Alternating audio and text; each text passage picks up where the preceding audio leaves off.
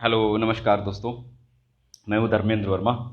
और आज का लाइव बहुत ही खास है क्योंकि आज वो चीज़ बोलने का मन है जो चीज़ शायद साल हो गए, पूरा साल हो गया बोलने की हिम्मत नहीं कर पाया। आपके सामने बोलने की कोशिश करूँगा। आप लोग जुड़ जाएं।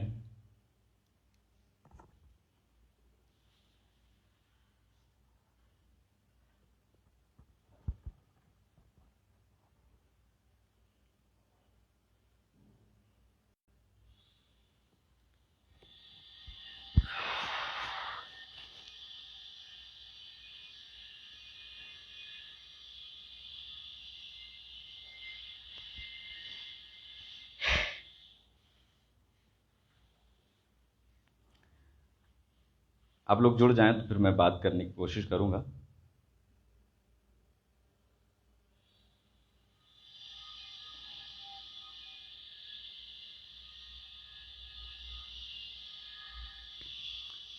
ओंकार नारायण जी स्वागत है। सूरज भैया स्वागत है। आज जो मैं बात करने वाला हूँ बहुत ही सेंसिबल बात है कि सेंसिटिव बात है, बच्चों के प्रति बात है। हरदोई में एक स्कूल है, न्यू हाइट्स स्कूल। उसकी आज सच्चाई रखने का मन है क्योंकि मैं वहाँ एक साल काम कर चुका हूँ और बच्चों को जो बर्बाद किया जाता है वहाँ पे, हरदोई का वो बहुत टॉप लिस्ट में नाम आता है उसका। जिसके मैनेजर जो हैं वो शिवम कपूर हैं, उनकी वाइफ का नाम नमी जैन जो कि वहाँ की डायरेक्टर हैं। वहाँ पे प्रिंसिपल बिनीता मिस बिनीता धनकर जी हैं। रजनीश भैया, रजनीश सर आइए, आप तो जानते हैं, आप तो उसके उदाहरण हैं। मैं उस हरदोई के स्कूल की बात करता हूँ जहाँ से मैं एक साल में रह करके आया हूँ। वहाँ बच्चों को कैसे बर्बाद किया जाता है इसका मैं जीता जीता जागता उदाहरण हूँ। मैंने स्कूल छोड़ने का कारण, मेरा एक स्कूल छोड़ने का कारण भी यही था। शिखा मैम, मैं प्रणाम करता हूँ आपको। और होता है ना कि जब आप ईमानदारी से काम करते हैं, आप बच्चों के प्रति ईमानदारी से काम करते हैं और जहाँ पर गलत हो रहा हो उनके सामने, उनके भविष्य के साथ खिलवाड़ हो रहा हो, तो शायद कहीं ना कहीं आपको दर्द होता है, कहीं ना कहीं आंखों से आंसू आते हैं। उस चीज को देख करके शायद मैं निकलने का, जब एक एक घटना हुई वहां की बताता हूँ, हरदोई की एक मीटिंग हुई जिसमें नमी जैन मीटिंग ले रही थी और हम सारे टीचर उनके केबिन में थे। मैं वो बोल रही थी, उनका पूछना यह था कि एडमिशन कैसे होंगे इस स्कूल में। वो उस टाइम नवंबर दिसंबर की बात थी।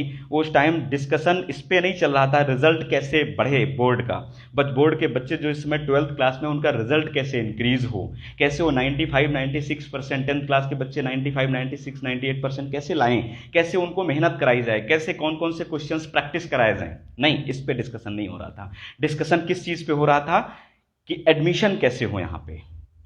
और उसमें मेरा जवाब क्या था? मेरा जवाब ये था कि मैम, अगर हम रिजल्ट पे काम करेंगे, अगर 9th 10th के बोर्ड के और 12th के बोर्ड के रिजल्ट पे काम करेंगे तो शायद पब्लिक में मैसेज अच्छा जाएगा और एडमिशन भी होंगे। उनका जवाब सुनकर शायद जमीन, मेरा तो चेहरा घूम गया था, मेरा तो दिमाग घूम गया था। उनका जवाब था, नहीं धर्मेंद्र, यहाँ एडमिशन जिसके 90% से ऊपर आ जाते हैं वो एडमिशन नहीं कराता। यहाँ पर 90% से ऊपर बच्चों को नहीं दिलवाना है, यहाँ पर फेल भी नहीं करवाना है, बस बीच में लेके आए ताकि उसका एडमिशन कहीं दूसरी जगह ना हो, वो हमारे यहाँ रहे। ये उस मैनेजमेंट के उस पोस्ट के थे जो कि सबसे टॉप पोस्ट पे नमी जैन के वर्ड थे, ये शब्द थे। सुनकर मैं चुप हो गया क्योंकि मैं वहां पर काम करता था, नौकरी करता था, उनकी उनकी पगार लेता था, तो शायद बोलने की हिम्मत नहीं हुई मेरी। लेकिन मैं वहां से मैंने ठान लिया था कि यहां एक साल काम कर लिया, बस उसके बाद काम नहीं करना मुझे। जहां पर बच्चों के रिजल्ट के बारे में ना सोचकर एडमिशन के बारे में सोचा जाता हो सिर्फ, जहां पर बच्चों को पढ़ाई के एकेडमिक को छोड़ करके बाकी सारी चीजें कराई जाती हूं, सारे भसड़ कराए जाते हूं, उसके बारे में कोई बात नहीं कर रहा। पूरे नवंबर के बाद कोई भी टीचर वहां पर किसी भी स्टूडेंट, 12th के स्टूडेंट को पढ़ाया नहीं है उसने। नवंबर के, मैं साक्षी हूं उस चीज का। मुझे जब बच्चे आते थे ना, पूछते थे कि सर कैसे करूं, तो मैं उनसे बोलता था कि बच्चों मैं क्या बोलूं, मुझे क्लास नहीं मिल रही, मुझे 9th के बाद कोई, 9 नवंबर के बाद कोई क्लासेस नहीं होती, कहीं कोई एक्टिविटी, कहीं कोई एक्टिविटी, कहीं गेम फिस्टा, कहीं स्पोर्ट्स फिस्टा, कुछ भी वहां पर, कुछ भी। म्यूजिक का कोई टीचर नहीं है वहां पे, पर म्यूजिक हर वीक में होगा। म्यूजिक का टीचर नहीं है, डांस हर वीक में होगा। कंपटीशन जो नहीं होने चाहिए, जो कंपटीशन आकाश के वहां पर जो है, आकाश जो कोचिंग है, जो अपनी संस्था चलाता है, उसका एडवर्टाइजमेंट किया जाता है वहां पे, उसके एग्जाम कराए जाते हैं, जिसकी फीस 0 है, उसकी फीस 150 रुपए ली जाती है और वो ठीकरा फोड़ा जाता है उन टीचर पे, क्लास टीचर पे, कि आप बच्चों से फीस जमा करवाइए, ये 150 रुपए जमा कराइए। क्यों भाई? जब उस फॉर्म की फीस 0 है तो बच्चों से फीस क्यों जमा कराई जाए? मैंने वहां पर आकाश का मैं फॉर्म भरा, मुझे बोला गया कि आकाश का जो स्कॉलरशिप का फॉर्म होता है वो मेरे पास आया कि सभी बच्चों 10th क्लास के सभी बच्चों को भरवाइए और इसकी फीस 150 रुपए है। मैंने उसको पढ़ा, उसमें लिखा था 0 फीस। मैं गया, मैंने कुछ बच्चों से जमा कराया, उसके बाद जब मैंने पढ़ा तो मैं गया, मैंने बच्चों से बोला कि बच्चों इसकी फीस 0 है और तुम बच्चों स्कूल से नहीं, इसको अपने आप से भी भर सकते हो, घर पे बैठ के भर सकते हो। बच्चों ने कहा कि सर तो फिर फीस क्यों मांगी जा रही है? बोला मुझे नहीं पता, ये मैनेजमेंट का डिसीजन है। बच्चों ने बोला फिर मैं बात करूंगा। मैंने उनसे बोला कि एक काम करो, एक एप्लीकेशन लिखो, प्रिंसिपल मैम के पास जाओ, मैं खुद जाता हूं, मैं खुद चलता हूं तुम्हारे साथ में। मैं गया, मैंने प्रिंसिपल मैम से पूछा कि ये पैसा क्यों जमा कराया जा रहा है। उनके पास कोई आंसर नहीं था, कोई उत्तर नहीं था। उन्होंने कहा कि मुझे नहीं पता था, मुझसे बोला गया, इसलिए मैंने बोला आपसे। और इसलिए तब मैंने वहां कहा कि मैम फीस नहीं जमा कराऊंगा मैं। उन्होंने बोला ठीक है, फॉर्म ऐसे ही भरा दो, फीस नहीं जमा होगी। मैंने फॉर्म भरा दिया, उसका एक भी एग्जाम नहीं हुआ, उसका एग्जाम नहीं कंडक्ट कराया गया। जो बच्चे स्कूल की तरफ से फीस जमा किए उनका हुआ, जो बच्चे फीस नहीं जमा किए उनका एग्जाम, उनका स्कॉलरशिप का एग्जाम नहीं कंडक्ट कराया गया। किसका? वो भी आकाश इंस्टीट्यूट का। आकाश इंस्टीट्यूट का। आप 10th क्लास के बच्चों को वो एग्जाम कराने की कोशिश कर रहे हैं जहां पर एग्जाम, जो बोर्ड उनका एग्जाम है, उनको प्रिपरेशन करने की जरूरत है, उनको तैयारी करने की जरूरत है, वहां पर आप ऐसे एग्जाम कंडक्ट करा रहे हो, आप स्पोर्ट्स फिस्टा करा रहे हो, आप म्यूजिक डांस करा रहे हो उन बच्चों से जिन बच्चों का कोई योगदान नहीं है, जिन बच्चों को पढ़ना चाहिए, जिन बच्चों को बोर्ड पे फोकस करना चाहिए, उन बच्चों से कह रहे हो नहीं तुम्हें पढ़ना नहीं है, तुम्हें पढ़ना घर पे है, यहां तुम्हें एक्टिविटी करनी है, यहां पे तुम्हें खेलना है, कूदना है, गर्लफ्रेंड बॉयफ्रेंड खेलना है। यहां पे वहां पर इंग्लिश परोसी जाती है, इंग्लिश परोसी जाती है, एजुकेशन नहीं। वहां पर इंग्लिश परोसी जाती है कि हर बच्चा इंग्लिश बोले, अंग्रेजी बोले, लेकिन शिक्षा नहीं है, एजुकेशन नहीं, कॉन्सेप्ट नहीं। आपके बच्चे को लूला लंगड़ा बनाया जाता है वहां पे। जब पेरेंट्स वहां पर पीटीएम में शिकायत लेके आता है तो क्या मतलब, आप सोचो कि मैं तो टीचर रह चुका हूं, वहां का क्लास टीचर हूं, क्लास टीचर 12th का रह चुका हूं, वहां पर सोचिए किस तरह की कम्युनिकेशन होती होगी। 10th क्लास में बच्चा 95% या 80%, 85% लेके आता है, और जब 11th क्लास में वहां पे आता है, उस स्कूल में आता है, तो उसके नंबर कॉन्स्टेंटली डिक्रीज हो जाते हैं। और जब डिक्रीज होते हैं, जो पेरेंट्स क्वेश्चन करता है, तो उस क्वेश्चन का, उस प्रश्न का जवाब ये होता है कि आपका बच्चा पढ़ नहीं रहा है, आपके बच्चे में कमी है, आपका बच्चा कुछ नहीं कर रहा है, यहाँ खेल रहा है, मौज मस्ती कर रहा है, इधर बातें कर रहा है, इन लड़कियों से बातें कर रहा है, उन लड़कियों से बातें कर रहा है, आपका बच्चा अय्यासी में पड़ गया है। ये ठीकरा, ये शिकायत पेरेंट्स की जाती है वहां पे।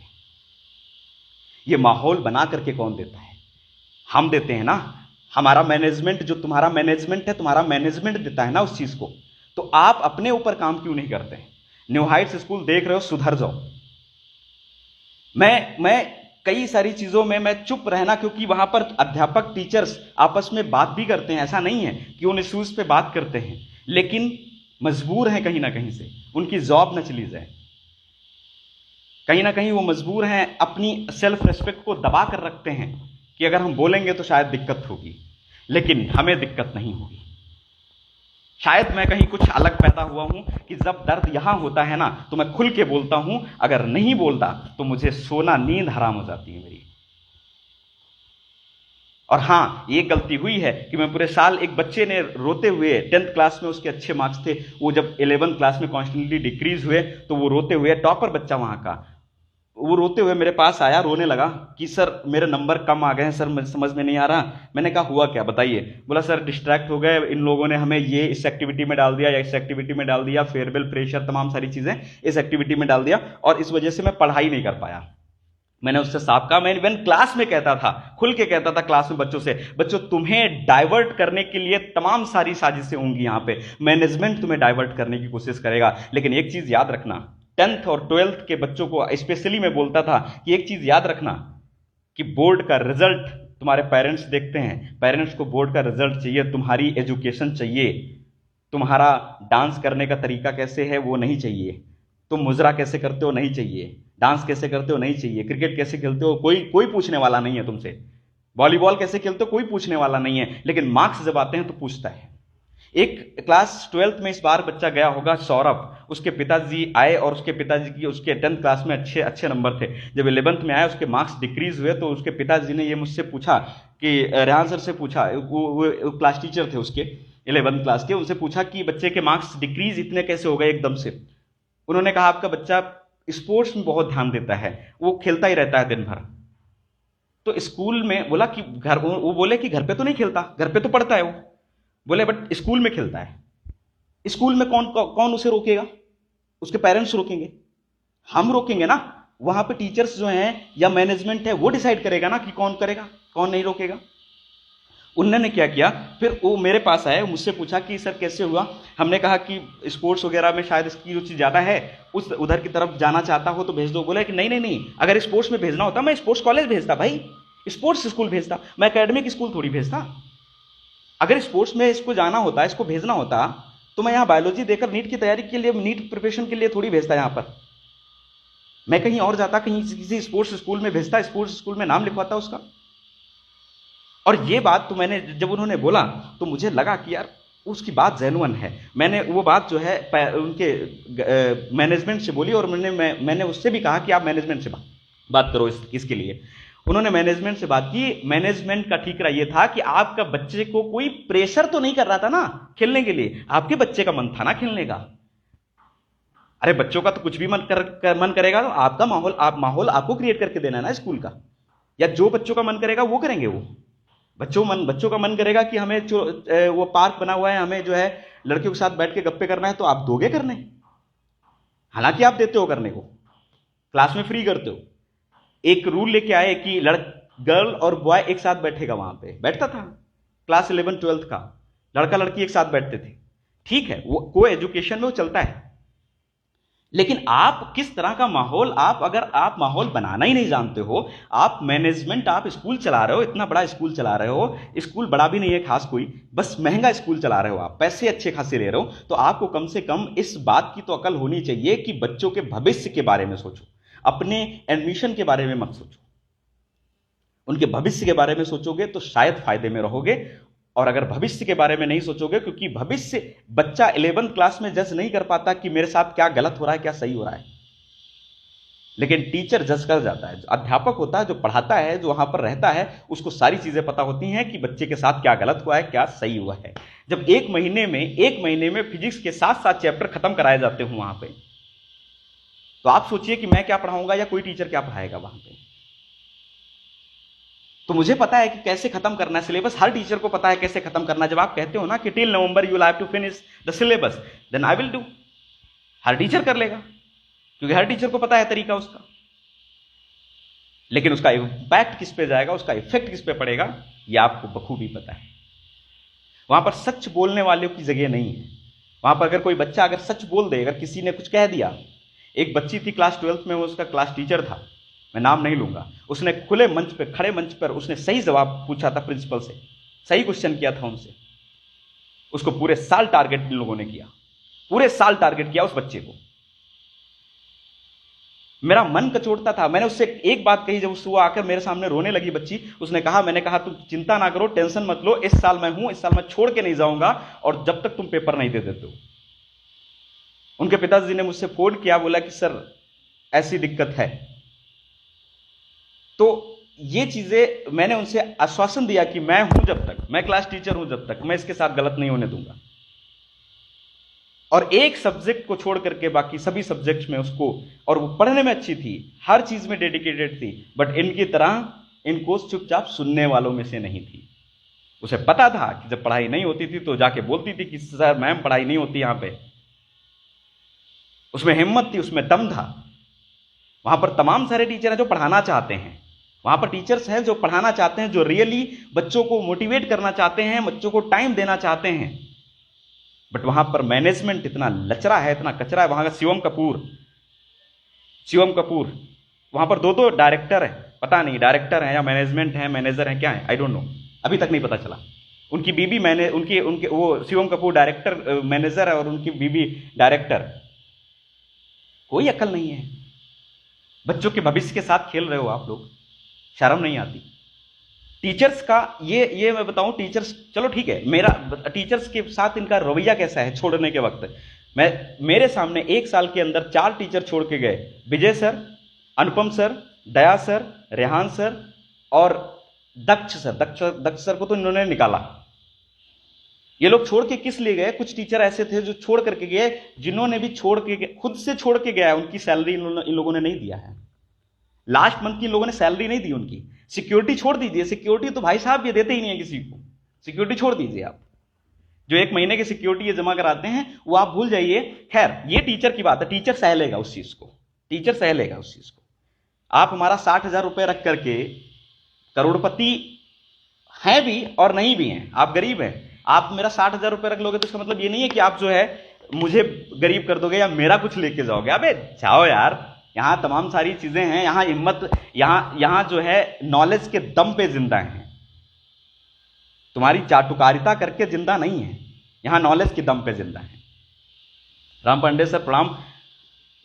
तो लेकिन एक शिक्षक का अधिकार बनता है जहां पर गलत हो वहां पर बोले, लेकिन वहां पर एक शिक्षक की मैं दाद देता हूं, मैं उसकी तारीफ करता हूं, दया शर्मा।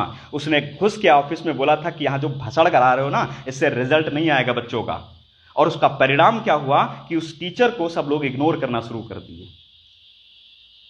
उस टीचर को इग्नोर करना शुरू कर दिया। लेकिन उसमें दम था, उसने जा करके ऑफिस में बोला कि मैम जो करा रहे हो ना, यहां पर जो बच्चों को आप लंगड़ा लूला बना रहे हो आप, ये शायद आपके लिए अच्छी बात नहीं है, ये आपको जहन्नुम ले जाएगा, ये समझ लेना। और उस टीचर ने भी इस सेशन में फिजिक्स, केमिस्ट्री, बायोलॉजी, आप सोचिए एक स्कूल से फिजिक्स, केमिस्ट्री, बायोलॉजी तीनों लोगों ने एक साथ रिजाइन किया, एक साथ छोड़ा। मैंने पहले से मन बना लिया था, क्योंकि वहां का जो रवैया था, जो बच्चों के प्रति रवैया था, वहां पर सारी गलतियां पेरेंट्स के ऊपर फोड़ी जाती हैं, वहां पर सारी बिल्कुल राम सर करनी चाहिए। और ये होता क्या है कि जब आप इस स्कूल के हिस्सा हो तो शायद बड़ा मुश्किल होता है कि आप मैनेजमेंट के खिलाफ चले जाओ। वो कहता है कि आप ये करना है आपको, तो भाई करना है, क्योंकि आप सैलरी उठा रहे हो उसकी। लेकिन अब मैं स्वच्छंद हूं, मैं पहले भी स्वच्छंद था, लेकिन आप अगर मेरी बात नहीं मानोगे तो ठीक है, कोई बात नहीं, आप अपना स्कूल चलाइए। लेकिन मैं गार्जियन को चेतित करना चाहता हूं कि अपने बच्चों का भविष्य सुधारिए।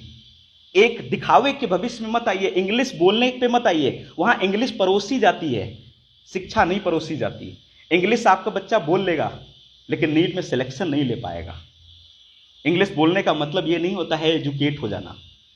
इंग्लिश बोलने का मतलब यह कतई नहीं होता है कि आपको फिजिक्स का कॉन्सेप्ट आ रहा है, आपको केमिस्ट्री का कॉन्सेप्ट आ रहा है, आपको बायोलॉजी आ रही है, ये बिल्कुल कतई नहीं होता।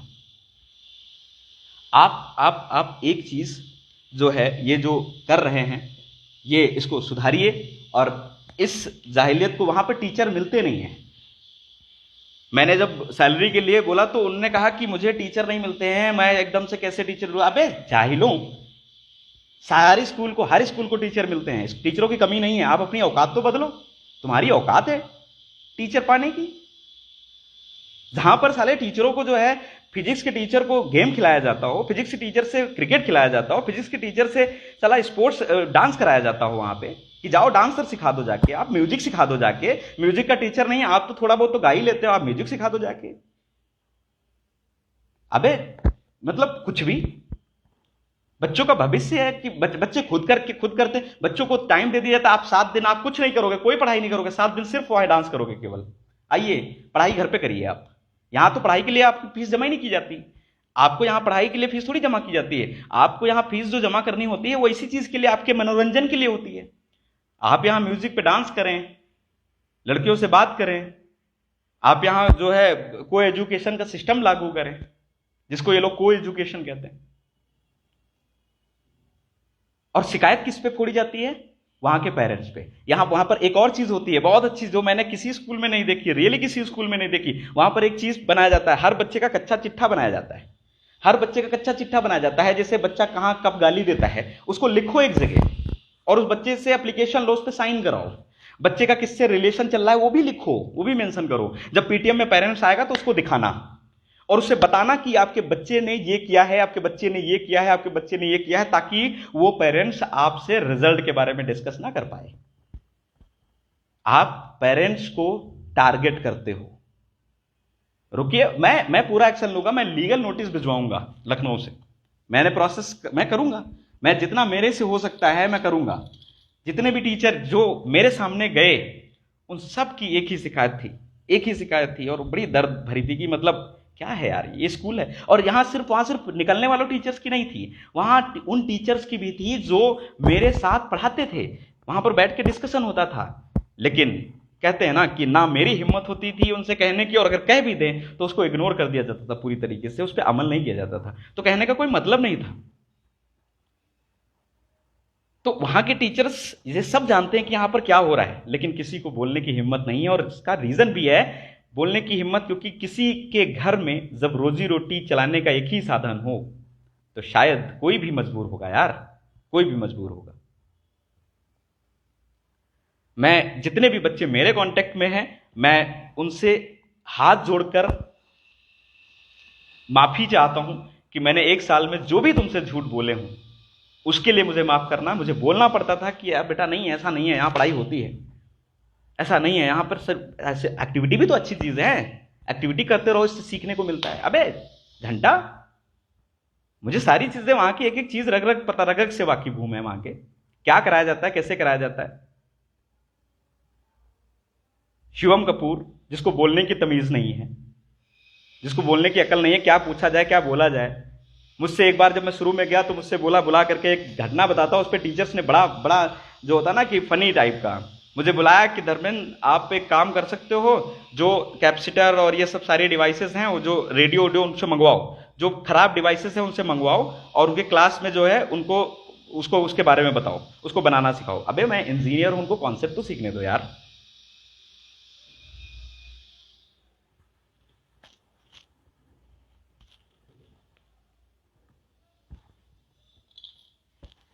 शिवांगी मैम इज हियर, बता देना अपने शिवांगी मैम है, रजनीश सर हैं, बताइए डायरेक्टर को कि बंद करें स्कूल, ऐसा स्कूल जो कि बच्चों के भविष्य के साथ खेलता हो, जो बच्चों के भविष्य के साथ खिलवाड़ करता हो। वहां निकलने का मुझसे पूछ रहे थे निकल क्यों रहे हो, अबे निकल क्यों रहा हूं मैं बताता हूं ना। तुम्हारे यहां पढ़ाई, जो टीचर पढ़ाने जाता है वहां पढ़ाने को नहीं मिलता, वहां पढ़ाई नहीं होती। अबे जो दिल से इंसान होता है ना, बच्चों से मैं खुल के क्लास में कहता था, बच्चों यहां पर तुम्हें डाइवर्ट किया जाएगा, अपना पढ़ो, तुम्हें छोटी छोटी चीजों में उलझाया जाएगा, तुम्हें कभी हर हर वीक में कुछ ना कुछ होना है, कुछ नहीं होना है तो साला असेंबली में, असेंबली के लिए वहां एक्ट तैयार करो, डेली एक्ट होता है वहां पे। और बच्चों को 12th क्लास के बच्चों को असेंबली के लिए प्रिपेयर करना, मतलब 7 दिन के लिए उसके लिए टाइम भी दिया जाता था, 2 पीरियड, मतलब 8 पीरियड में 4 या 5 पीरियड ऐसे होते थे जिसमें पढ़ाई नहीं होती थी, जिसमें यही सब भसड़ होती थी। कहीं कोई बच्चे 4 बच्चे डांस कर रहे हैं, उधर 4 बच्चे क्लास के अपने आप से निकल के जा रहे हैं पूछ के, सर मैं वहां डांस की प्रैक्टिस करने जा रहा हूं, सर मैं मुझे एक्ट की प्रैक्टिस करना है, सर वहां पे, सर मुझे पढ़ाई क्लास नहीं ज्वाइन करना, अभी प्रैक्टिस करना है। अबे वो लोग बीच क्लास से निकल करके जाके प्रैक्टिस कर रहे हैं, अबे फिजिक्स का घंटा सीखेंगे। आप उस चीज को मतलब कितनी इतने निर्दयी कैसे हो सकते हो, इतने चोर कैसे हो सकते हो। और झूठ बोलने, प्रिंसिपल मैम वहां की, हाँ मुझे एक बात याद आ गई, प्रिंसिपल मैम वहां की बोलती हैं कि be honest, as a teacher you will have to be honest. अच्छा मैं बी ऑनेस्ट, तुम्हारे केबिन में खड़े होकर के मैंने पूछा कि ma'am what will be of salary, salary का क्या होगा और सिक्योरिटी का, तुमने कहा सैलरी मिलेगी सिक्योरिटी नहीं मिलेगी। मैंने कहा इट्स ओके, ठीक है आप सिक्योरिटी रखिए, सैलरी दे दीजिएगा। उसके बाद मैं तुम्हें इसमें प्रूफ भी लगाऊंगा, इस वीडियो में मैं लगा दूंगा, ठीक है। उसने, शिवम कपूर ने फोन उठाना बंद कर दिया, उसने कहा कि रूल एंड रेगुलेशन के अकॉर्डिंग, मैंने सवाल किया उससे कि बताओ जरा रूल और रेगुलेशन में कहां पर लिखा है कि आप सैलरी मेरी रोकेंगे अगर 3 मंथ का नोटिस पीरियड नहीं देंगे। एक बात समझ ले, 3 मंथ का नोटिस पीरियड कहीं पर नहीं होता, कहीं पर नहीं होता किसी स्कूल में। और 3 महीने का नोटिस पीरियड दे करके आप टीचर्स को डराते हो, आप टीचर्स का शोषण करते हो वहां पर, क्योंकि तुम्हें लास्ट मंथ की सैलरी ना देना पड़े। उन्होंने कहा मुझसे कि सैलरी तुम्हें धर्मेंद्र मिलेगी, मैंने 25 तक सर्व किया वहां पर ताकि मैनेजमेंट को दिक्कत ना हो, चलिए ठीक, बच्चों को दिक्कत ना हो, खासकर मैनेजमेंट से मुझे कोई फर्क भी नहीं पड़ता, उनको बच्चों को दिक्कत ना हो। मैं 25 तारीख को छोड़ करके जैसे ही वहां से आया, उसके बाद बंदे ने फोन उठाना बंद कर दिया, और सैलरी जब सबकी सैलरी आ गई, मैंने सैलरी के लिए फोन किया, उसने फोन उठाना बंद कर दिया, मेरा रिप्लाई करना बंद कर दिया। और रूल रेगुलेशन और बता रहा, मैंने पूछा कि कहां लिखा है सर, एक बात बता दीजिए मुझे, कोई रिप्लाई नहीं। अबे जब तुम्हारे पास खुद की कोई कोई उत्तर ना हो, खुद का उत्तर ना हो, तो कम से कम अपना ईमान किसी दूसरे पे मत थोपो। प्रिंसिपल मैम ने मुझे ऑफिस में बोला, क्योंकि मुझे पता है उनकी गलती नहीं है, क्योंकि उनकी चलती नहीं होगी, क्योंकि डायरेक्टर ने कहा होगा नहीं मैं नहीं दूंगा सैलरी, आप बोल दिए, क्यों बोले? आपको पूछना चाहिए मुझसे, आपको पूछना चाहिए मुझसे। तो उनको चूंकि अब वो तो मजबूर हैं, वो प्रिंसिपल, वो भी एक नौकरी है, वो भी एक सर्वेंट ही है, लेकिन मैं ये भी चाहता हूं, अगर आप में आत्मसम्मान है तो उस स्कूल को छोड़िए आप, क्योंकि आप बहुत अच्छी हैं, आप नेचर वाइज अच्छी हैं, आप लॉयल हैं, लेकिन आत्मसम्मानी सेल्फ रेस्पेक्ट नहीं है आप में। अगर सेल्फ रेस्पेक्ट होती तो मुझे रिप्लाई करती और आप मेरे लिए खड़ी होती, या किसी भी टीचर के लिए खड़ी होती, आप बच्चों के लिए खड़ी होती, आप उनको बोलती कि बच्चों के साथ गलत हो रहा है, बच्चों को नंबर दिलवाना है, बच्चों को पढ़ाना है, मुझे एजुकेट करना है भाई, बच्चों से ये भसड़बाजी नहीं करानी है।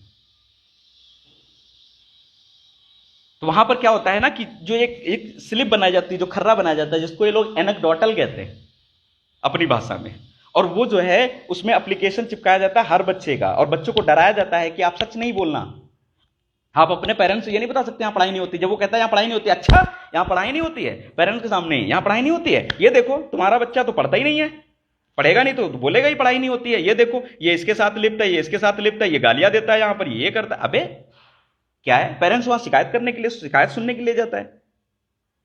एक पेरेंट्स मुझे फोन करवा के उसके पेरेंट्स ने मुझसे फोन किया, मुझसे बोला कि उसके वर्ड क्या थे, उसके शब्द क्या थे कि सर बताइए क्या करूं, मैं अपना सर फोड़ लूं या इसका सर फोड़ दूं, नहीं ला रहा नंबर तो। मैंने कहा मैम आप कूल रहिए, किसी का सर फोड़ने की जरूरत नहीं है, लेकिन दिक्कत वहां पर क्या है, मैनेजमेंट को बदलने की जरूरत है। ये लोग गलत टारगेट करते हैं, ये लोग पेरेंट्स को टारगेट करते हैं, ये लोग बच्चों को टारगेट करते हैं। तकलीफ इस बात की होती है मुझे। बहुत बहुत धन्यवाद, मैं आगे की कार्यवाही करूंगा, आप लोग तैयार रहिए। मैं छोड़ने वालों में से नहीं हूं, जितनी भी चीजें हमें, अगर एक लीगल नोटिस तो जरूर भिजवाऊंगा, बाकी सरकार का काम है स्कूल बंद करवाए या ना बंद करवाए, लेकिन इस तरह का स्कूल बिल्कुल नहीं चलना चाहिए, बिल्कुल बंद होना चाहिए, जो कि बच्चों के भविष्य के साथ खेलता हो, केवल एडवर्टाइज। वहां पे एक देवेश है, देवेश शर्मा, क्या नाम पता नहीं, क्या शर्मा लगाता, देवेश जो है वहां का सबसे बड़ा चाटुकार है। चाटुकार मतलब बोलते हैं ना असिस्टेंट, जिसे बोलते हैं आप, डायरेक्टर का असिस्टेंट, जो उसी के सारे पे सारी चीजें करता है। और वो सच्चाई नहीं बताता कभी, कि उससे अगर पूछा जाता है ना टीचर्स क्यों नहीं मिल रहे हैं, उससे पूछा जाता है टीचर्स क्यों नहीं मिलते हैं, तो वो ये नहीं कहता है कि टीचर्स इसलिए नहीं मिलते हैं कि जो है हमारा रिपुटेशन खराब है, आपका रवैया खराब है, आपके यहां पर जो है माहौल नहीं है। वो कहता है अरे हम टीचर्स ढूंढ लेंगे, छोड़िए वो तो सब कहीं नहीं मिलते, तो वो एजेंसी हायर करते हैं टीचर्स को हायर करने के लिए, और एजेंसी को पैसा देना पड़ता है, फिर रुके रहिए, क्योंकि जो भी टीचर निकल कर जाता है यहां, वहां तुम्हारे यहां से ना, वो एक अच्छा पॉजिटिव फीडबैक नहीं देता, तुम्हारे तरफ से, टीचर्स की तरफ से एकदम से निगेटिव फीडबैक है तुम्हारा। तो टीचर्स रिकमेंड कौन करता है? जो कोई भी टीचर्स कनेक्टेड होते हैं। जब कोई भी टीचर से पूछेगा कि क्या मैं न्यूआइट्स ज्वाइन करूं, तो बोलेगा हाँ भाई ठीक है ज्वाइन कर लो। वो बताएगा ना निकलने के बाद बोलेगा कि भाई आप जो है जहां वहां जा रहे हो उससे अच्छा है कहीं दूसरी जगह चले जाओ, वहां पे मत जाओ, क्योंकि वो एक स्कूल ऐसा है जहां पर आपको पढ़ाना नहीं है। अगर आपको ना पढ़ाना हो तो जाइए, आपके पास सेल्फ रेस्पेक्ट ना हो तो जाइए वहां पे, आपको सिर्फ बैठने की सैलरी लेनी हो तो जाइए आप वहां पे। लेकिन अगर आपका सेल्फ रेस्पेक्ट है, आप बच्चों से झूठ नहीं बोलना चाहते हैं, तो आप मत जाइए वहां पे। आपको बच्चे से झूठ बोलना आता हो, आपको पेरेंट्स से झूठ बोलना आता हो, तो जाइए वहां पे। तो स्कूल को बर्बाद करने में जो हाथ है वो ज्यादातर मैनेजमेंट का, वहां पर बच्चों को बर्बाद करने का जो हाथ है वो मैनेजमेंट का है। तो ये चीजें हैं। खैर हम लोग मिलते रहेंगे, और मैं खासकर एक निवेदन करना चाहता हूं अपने बच्चों से जो मेरे से जुड़े हैं। जो जैसे भी हैं, खैर एक साल जो 12th क्लास में वो निकाल लें, जो 10th क्लास से पास आउट हो, मैं चाहता हूं कि वो अच्छे स्कूल में जाएं, किसी बेहतर स्कूल में जाएं, अपना बेहतर भविष्य चुनें। बहुत बहुत धन्यवाद, बहुत बहुत आभार।